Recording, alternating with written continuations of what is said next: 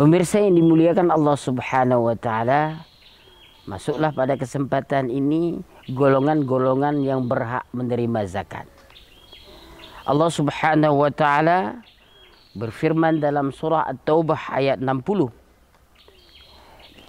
Innamas sadaqatu lil fuqara wal masakini wal 'amilina 'alaiha wal mu'allafati qulubuhum wa fir riqabi wal gharimina wa fi sabilillah wa ibnis sabil faridatan minallah. Pemirsa yang dimuliakan Allah Subhanahu wa taala, golongan-golongan yang berhak menerima zakat. Mana golongan yang berhak menerima zakat? Maka tidak mengklaim, oh kami ini berhak menerima zakat. Ada orang sebahagian mengatakan, oh kami tidak mendapatkan zakat. Padahal zakat itu ditentukan dan diperuntukkan kepada orang-orang tertentu dalam agama. Pemirsa yang dimuliakan Allah Subhanahu wa taala, yang pertama, zakat itu diperuntukkan lil fuqara, bagi orang-orang fakir.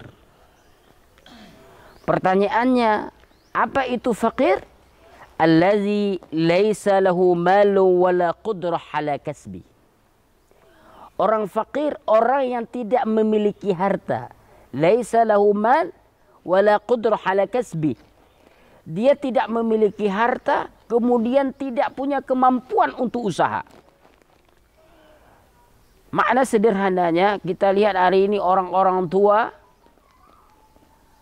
orang umur sudah lanjut 60, atau orang-orang cacat, dia tidak mampu untuk usaha karena tubuhnya tadi punya cacat dalam tubuhnya.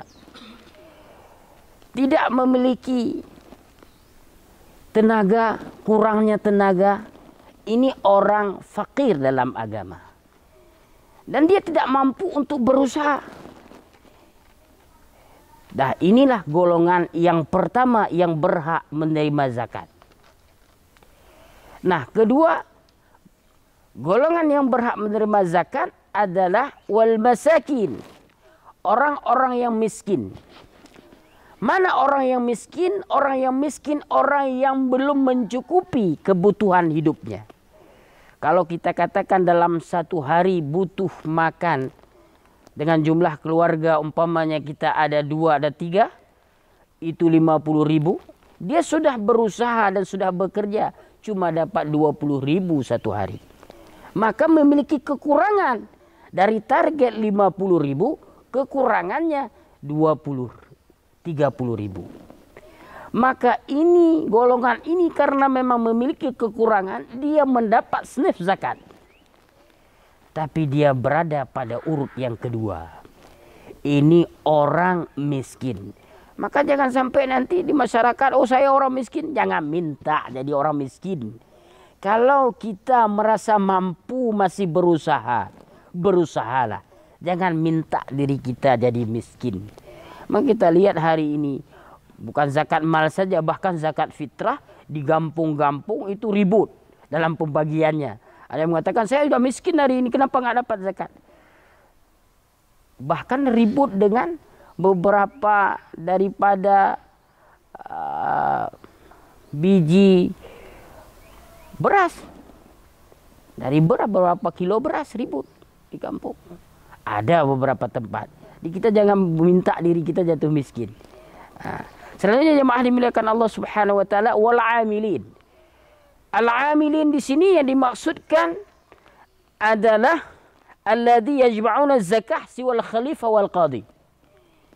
Yaitu pekerja, tapi dia selain khalifah dan qadhi, selain pemimpin dan orang yang diberi tugas digaji, selain itu petugas mengantar zakat, memungut zakat petugas, itu dapat snaf daripada zakat itu sendiri.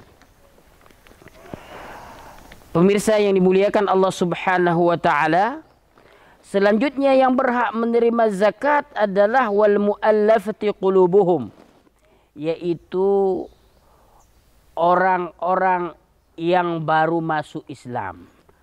Untuk meneguhkan hati mereka, perhatian kita terhadap mereka supaya ekonominya terus berkembang, kepedulian kita terhadap orang mu'alaf, maka ada jatah dan senaf zakat bagi orang-orang mu'alaf.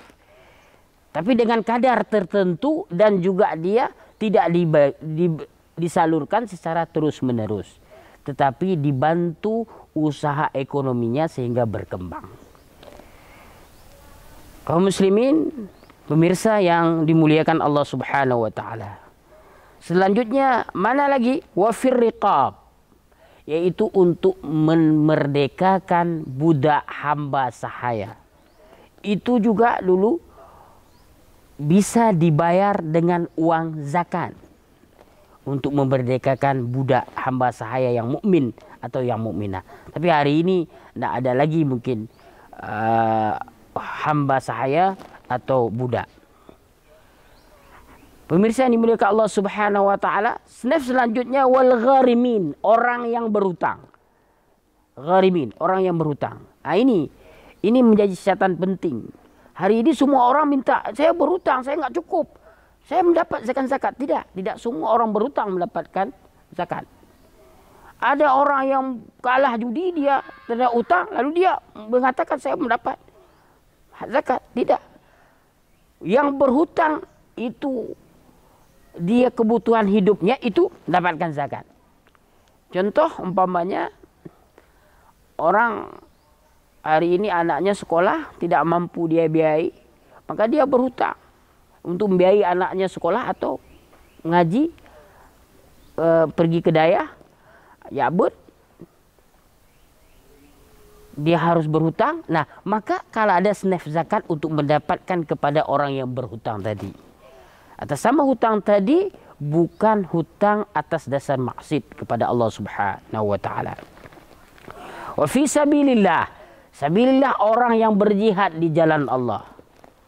Orang yang berjihad. Mungkin dari fi sabilillah ini juga mungkin ada memang sebahagian pendapat yang mengatakan orang menuntut ilmu juga mendapat dari bahagian ini, karena ada hadis Nabi, man kharaja fi talabil ilmi fahuwa fi sabilillah. Siapa saja orang yang keluar dari rumahnya menuntut ilmu Allah Subhanahu wa taala, maka dia dianggap fi sabilillah. Dia mendapatkan bahagian daripada zakat. Tapi inti daripada sini adalah fi sabilillah, yang dimaksud adalah orang yang berperang, berjihad di jalan Allah. Itu orang yang mendapatkan senaf zakat. Selanjutnya adalah Ibnis Sabil. Ibnis Sabil adalah orang yang musafir, melanjutkan perjalanan, lalu dalam perjalanan dia habis bekal. Tidak ada lagi harta, cuma ada uang sedikit saja. Mau pulang saja ke tempatnya nggak bisa. Makan pun tidak ada. Maka bagi orang ini itu mendapatkan juga ada senaf zakat. Ta'ala bisa umpamanya pengurus zakat memberi transportasi supaya dia pulang ke kampungnya, atau juga memberi bekal supaya hidup dia selama dia masih dalam musafir, ya bisalah untuk hidup selayaknya. Inilah mungkin senaf 8 ini yang berhak menerima zakat. Tidak semuanya kita mendapatkan zakat. Zakat ini Allah peruntukkan kepada golongan-golongan tertentu. Mudah-mudahan ini punya makna dan bermanfaat, menjadi pencerahan bagi kita. Apalagi sebentar lagi akan datang zakat fitrah. Zakat fitrah di bulan suci Ramadan. Maka zakat fitrah ini juga diambil. Ini semua kita, kalau zakat fitrah kan semuanya. Semua yang masih hidup wajib mengeluarkan zakat. Maka dia akan disalurkan nanti kepada senaf-senaf sini juga. Maka berharaplah kepada Allah, mudah-mudahan kita dari zakat ini tumbuh dan berkembang, suci jiwa kita, suci raga kita, suci harta kita. Demikian, assalamualaikum warahmatullahi wabarakatuh.